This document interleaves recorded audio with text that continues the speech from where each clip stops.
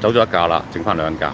好啦，繼續講啦。咁頭先個沙展就跳落嚟啦，即刻好撚緊張，因為佢見我影緊嘢啊嘛，即係揸直播影緊嘢啊嘛。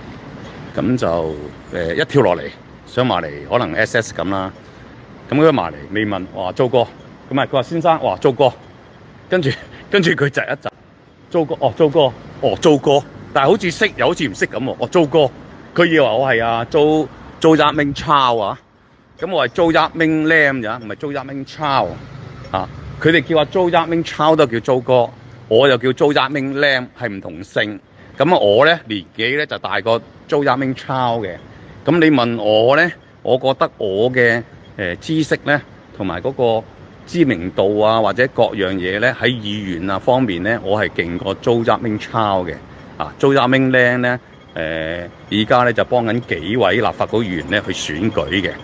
包括九龍東嘅地區人士啦，又包括旅遊界嘅馬日超啦，又包括商界嘅李淑媛啦，商界3李淑媛啦，又包括商界3嘅張其騰啦。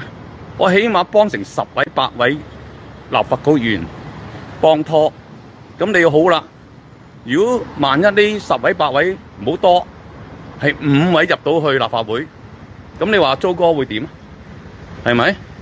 咁租哥係咪好多立法會啲兄弟幫手啊？就係咁簡單啫嘛，係咪先？咁我使乜理你乜嘢啫？我唔需要理會你噶。